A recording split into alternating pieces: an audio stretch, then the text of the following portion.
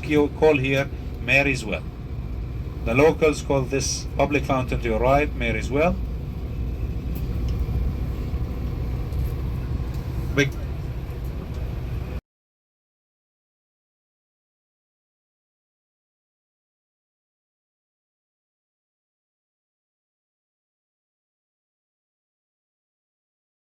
This is where the biblical Nazareth used to be, and you have to differentiate between the bigger modern Nazareth and the small Jesus town Nazareth.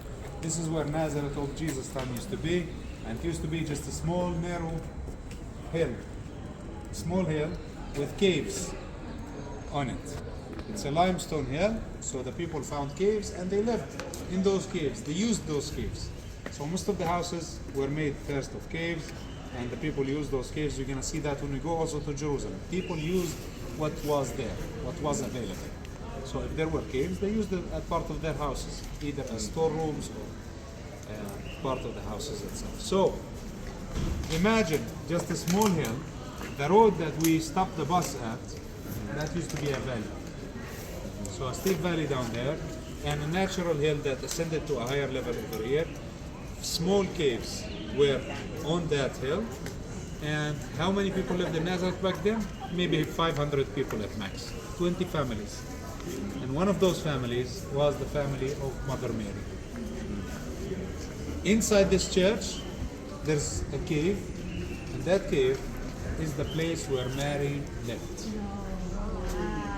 And this is the place where the angel Gabriel came to her and told her the good news, the Annunciation. He told her that she would be the mother of Jesus. Mary eventually gave birth to Jesus not in Nazareth, but in Bethlehem. But then they returned and lived here in Nazareth, and Jesus lived around 26 years of his life in this town. But those were the years that we call the silent years, because we don't know any miracle that he made when he lived in Nazareth.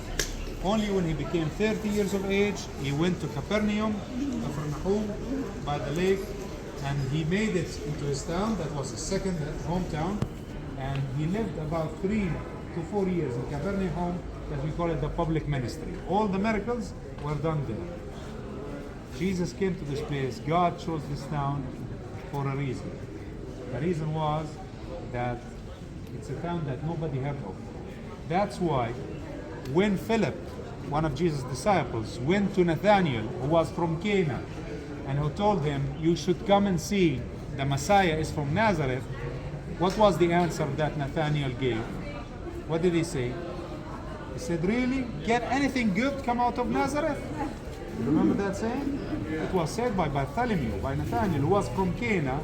Back then, in the first century, in Jesus' time, Cana was the bigger town. It was more important. And nobody ever thought that the Messiah would come from Nazareth. But he came from Nazareth because to fulfill what was said by the prophets, as Matthew said, that he will become a Nazarene. What does it mean, a Nazarene? Nazarene is a word derived from the word nature that means a shoot, a descendant. Why I'm saying this? Because, I'm just reminding you of this.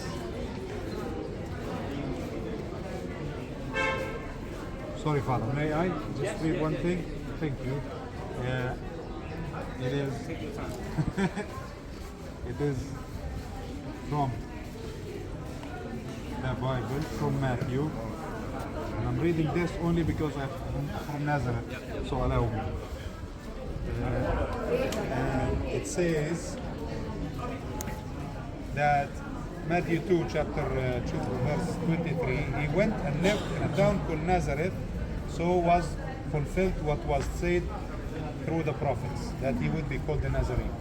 So Matthew, he said that Jesus lived in Nazareth because he was called the Nazarene, as it says by the prophets. When you open the Old Testament, you say that the prophets do not say Nazarene.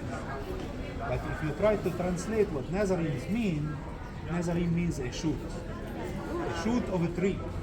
And that makes sense because if you open Isaiah 11:1, it says a shoot will come up from the stump of Jesse, and from his roots a branch will bear fruit, and the Spirit of the Lord will rest on him.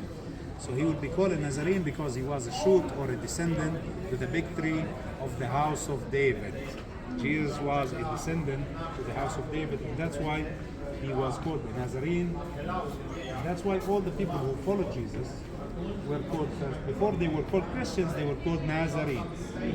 And I'm proud to emphasize that although Jesus was born in Bethlehem, he will forever be known as Jesus of Nazareth. So guys, the church over here was built in 1969. Before that, there used to be a Crusader church from the Middle Ages, and before that, the Byzantine church. And those dates are not important. What is important is for you to understand that the house of Mary that you will see became the first followers of Jesus, turned it into one of the first house churches. They used to gather inside. And that's the reason why the Byzantines built their church over there, because they know that this was turned into a house church. The Christians, when they were still persecuted by the Roman authority, by the Roman Empire, they used to gather in secret in Mary's house and turn it into a church. And that's why we know today that this is the place. Which house is Mary lived before or after Jesus? She lived here before she had Jesus. She lived here when the Annunciation happened. And then after? After traditionally, there's a house just above it that we call it the house of Joseph, and that believed to be the house of the Holy Family. So they went, he was born in Bethlehem, then they went to Egypt, then when they returned, they left at Joseph's house, which is nearby. Okay. So this is Mary's house and the house of the Annunciation. Cái nơi này đó, Dâu về nhà Joseph hả? Vậy đi. cái nơi này trước khi mà mọi người nghe mình Yes, nói, yeah. cái nơi này trước khi mà Chúa Giêsu sinh ra đó, Đức Mẹ Thánh Chúa Cha đã từng sống trong khu làng này, và cũng ở đây thiên thần báo tin là bà sẽ thụ thai được một con trẻ đó. Thì khi mà Đức Mẹ mang thai đó, thì Đức Mẹ sanh con ra, sanh ở dưới Bethlehem. Ok, Bethlehem thì lúc đó vua Herode còn, đúng không? Thì Herode vì sao muốn đi giết cái con trẻ? Thì sau đó Đức Mẹ sẽ bế con đi qua Ai Cập để lánh. Và khi mà Herode chết rồi, người ta mới trở về làng cũ ở đây. Thì cái làng cũ ở nơi đây đó thường được gọi là một cái nhà đầu tiên mà gọi là giáo hội ở trong nhà đó. Lúc đó người ta sợ người Do Thái, người Kitô hữu đầu tiên đó, người ta sợ Thái, cho nên người ta chỉ họp ở trong nhà, người ta cầu nguyện ở trong nhà một cách lén lút thôi. Mãi tới năm 313 khi mà Constantine đó trở thành là quốc giáo và cho Công giáo và Kitô giáo là quốc giáo đó, thì cái lúc đó người ta mới mạnh dạn người ta có nhà thờ. Cho nên hồi trước đó là người ta luôn cử hành thánh lễ hay gặp nhau trong nhà, cho nên gọi là các giáo hội tại gia như vậy nha, từng nhà nhỏ lén lút gặp nhau. Thì như mình cũng đã chia sẻ đó, là lý do làm cách nào để mình biết như là người Kitô hữu, thì nhớ không, cái hình con cá nó hình cái xếp như vậy này, thì ngày xưa Kitô hữu mà gặp nhau người ta đi lên người ta vẽ một mặt như này vậy thôi, thì cái người khác thấy người ta gì người ta cũng đi tới người ta vẽ như vậy. Đó là cái cốt, ok, là mình biết là Kitô hữu. Giờ là đó mình biết được tiếng nhà, chứ ngày xưa bên Rome nhà bên đó mình không biết thì cho nên ngay cả sách Kinh Thánh, tất cả những thường hướng và tương hướng phải có cộng đoàn người ta truyền khẩu lại, trong cộng đoàn mới biết được cái quyển kinh đó là của mình thì mình mới truyền lại. Tại vì lúc đó nó cũng có những cái ngụy thư, có những cái ngụy kinh mình không biết, thì bởi vì thế chỉ có trong cộng đoàn các tín hữu mới truyền lại mình mới thật sự là cái trong cộng đoàn. And over here you see icons from all around the world. It shows you how the Holy Family is seen through the eyes of the culture. Because we don't know how Mary used to look like. We know that she was the most beautiful of all women. But we don't know how Jesus used to look like. So he wasn't blonde with blue eyes as the artist, the Italian artist painted him for us. So if you look over there, you see Chinese Mary, and you see Chinese baby Jesus, and you see the African one, and you see, so everyone painted the Holy Family as they see it in their eyes, with their eyes. And not to brag, if Jesus used to look like someone in this group, this is how, no, I'm not saying that because I want to brag. I'm saying that because the people of this land, they have dark skin and dark hair, not blue eyes and blonde hair. Because you're a native. You're the native.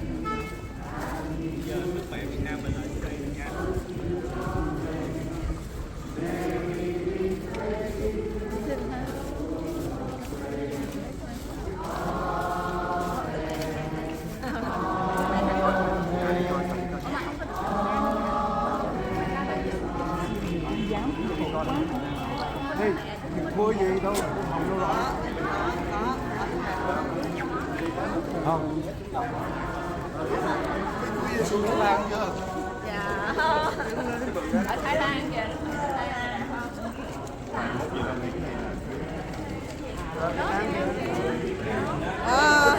Cha đừng cầu nguyện xí cho Đức Mẹ Việt Nam đi cha. Cái bạn này đó là Đức Giáo Hoàng John Paul thứ nhì đã từng đi từng đến nơi này năm 2000. Cái nơi nhà thờ này đó là Đức Thánh Cha John Paul thứ nhì đó, ngài sống vào năm 2000, ngài đã từng tới nơi này. Cho nên ngày khi bạn ở đây là sẽ nhớ và kỷ niệm ngài, còn ngay Đức Mẹ Việt Nam của chúng ta. Thì đây trong tất cả hầu như thế giới tụ tập ở đây là Đức Mẹ là có ở đây là cái nơi niệm anh chị. Khi mà mình tới cái nhà thờ mà the Beatitudes, right? Where they say that how far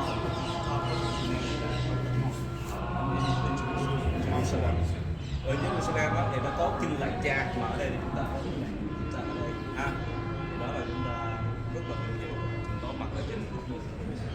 Mình đọc kinh Mình You đọc want một to kinh take kính a mừng group đi cha. picture over here by this Ok, one? vậy mình đọc một kinh lạy cha, 3 kinh kính mừng nha. Cha và Con và Thánh Thần. Amen. Lạy cha chúng con ở trên trời, chúng con nguyện nhân cha cả sáng, nước cha chỉ đến, lý cha thể hiện dưới đất cũng như trên trời. Xin cha cho chúng con hôm nay lương thực hàng ngày, và tha nợ chúng con như chúng con cũng tha kẻ con nợ chúng con. Xin cho để chúng con sao trước cám dỗ, nhưng cứu chúng con ra khỏi sự dữ. Amen. Mừng Maria, Phước Đức Chúa Trời ở cùng bà, và có phúc là ở mọi người nữ, và Giêsu con lòng bà cũng phúc là. Thánh Maria, Đức Mẹ Chúa Trời, cầu cho chúng con là kẻ có tội khi này và trong giờ lâm tử. Amen. Phước Đức Chúa Trời ở cùng bà, và có phúc là ở mọi người nữ, và Giêsu con lòng bà cũng phúc là. Thánh Maria, Đức Mẹ Chúa Trời, cầu cho chúng con là kẻ có tội khi này và trong giờ lâm tử. Amen. Maria, Phước Đức Chúa Trời ở cùng bà, và có phúc là ở mọi người nữ, và Giêsu con lòng bà cũng phúc là. Thánh Maria, Đức Mẹ Chúa Trời, cầu cho chúng con là kẻ có tội khi này và trong giờ lâm tử. Amen. Cha và Chúa Con và Chúa Thánh Thần, như đã có chưa vô cùng và bây giờ và hằng có và đời đời chẳng cùng. Amen. Ave, Ave Maria, Ave, Ave, Ave Maria.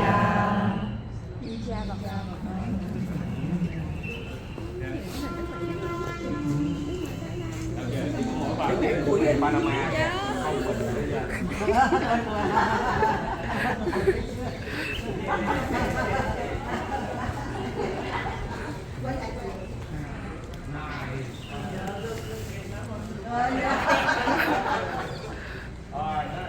You want to take a group all of us here? Okay, group picture.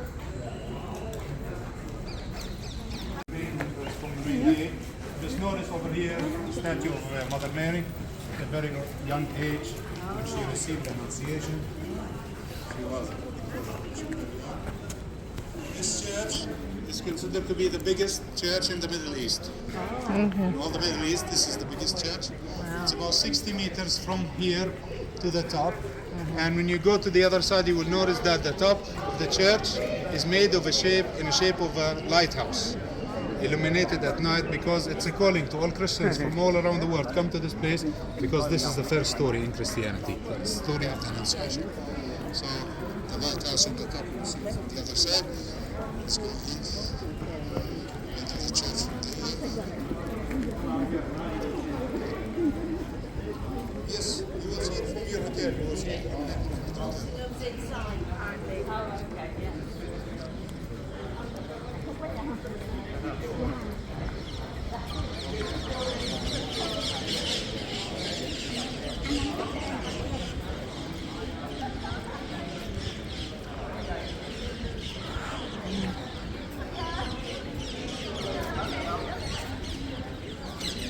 All right.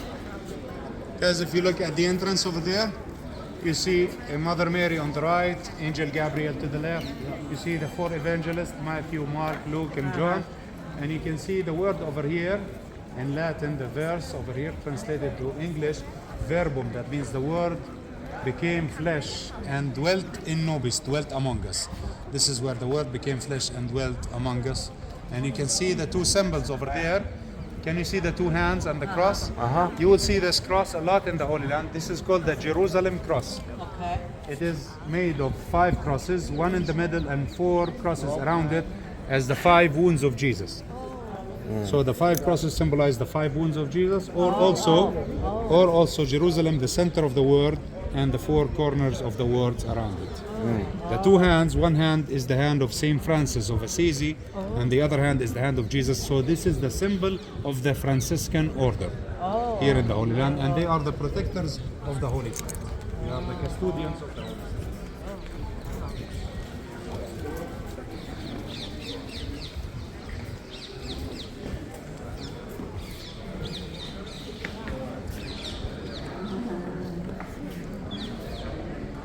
Yeah.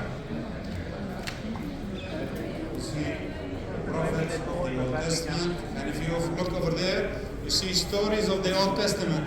You see Adam and Eve, and you see the Ark of Noah, you see the binding of Isaac. This is the most difficult one. Cain and Abel, right? That's it. Just before. Adam and Eve, right? Adam and Eve, and this is all labor. exactly. Thank you, Father. This is when the woman will have to suffer in their labor, and the man will have to work the land. So it's God's punishment. Yes. So the stories from the Old Testament, if you look to that side, prophets of the Old Testament and kings, King David and Prophet Isaiah. So Old Testament, New Testament.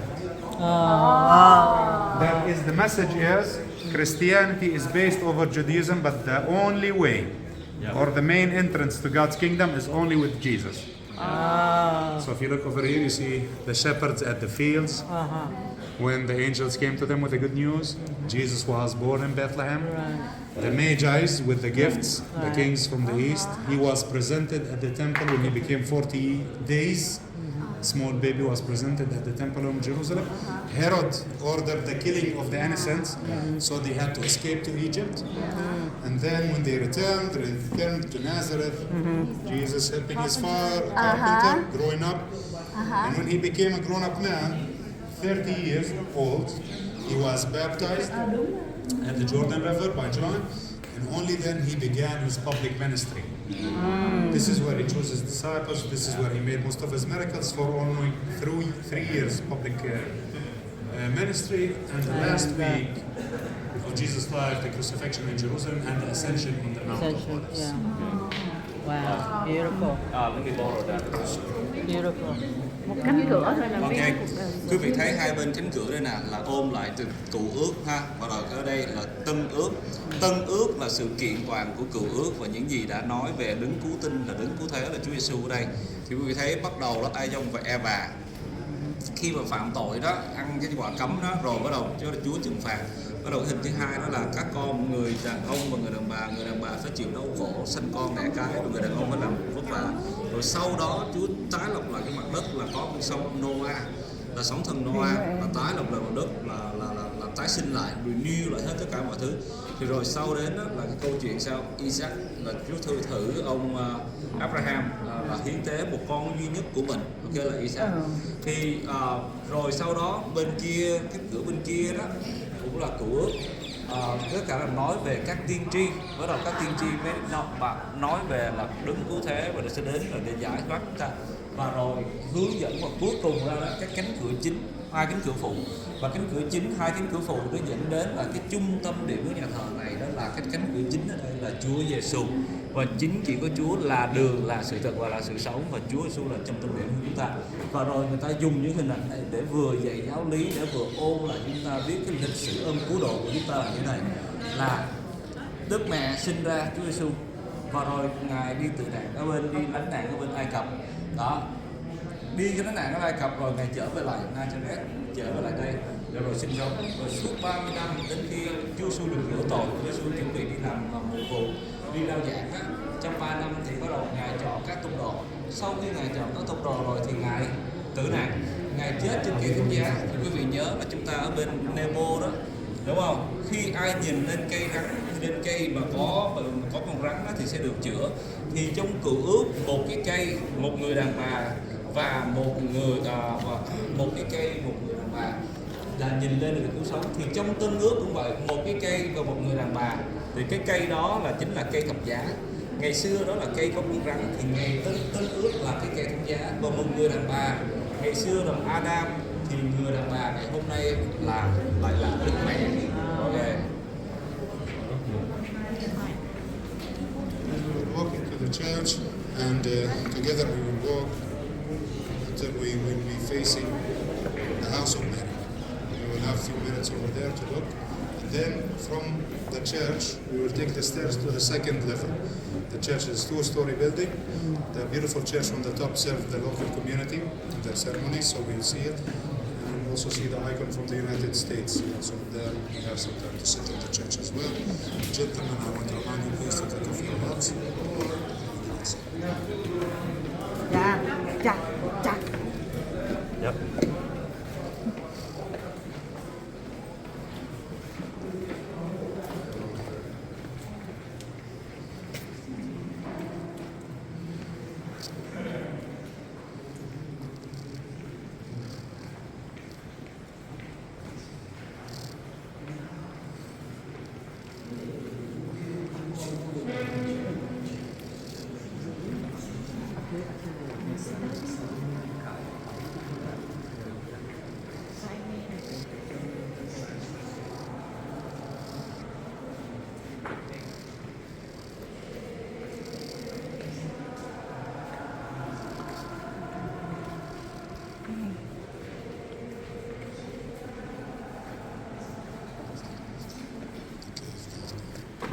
It's the original first century cave in the house of Mother Mary. And it was part of all churches that were built here.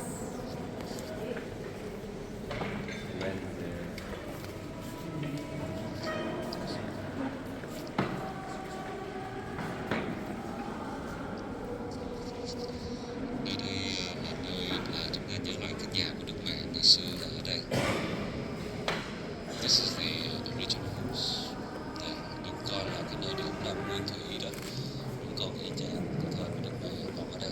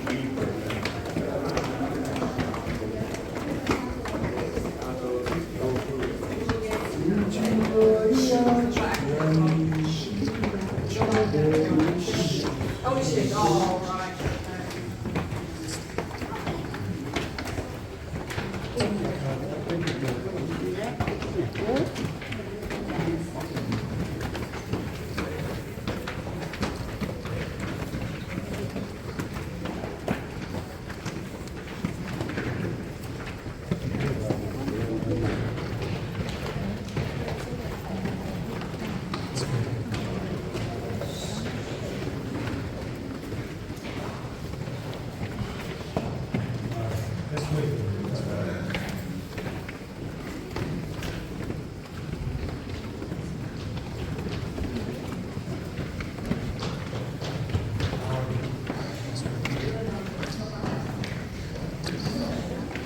So guys, we will walk into the upper church. You will see a big, beautiful church. We'll have a few minutes to sit inside and pray, and also look at the paintings that you see here, and also go to the end of the church, to the altar side, and look above you. See that dome, the dome of the church from inside. It is designed in the shape of a lily flower that symbolizes the purity of Mother Mary. And you will see a lot of triangles. Those triangles are the letter M for Maria, the house of Maria. So look at the dome from the inside, see the church. Have a few minutes to sit down, and then we will go out from the door on the left.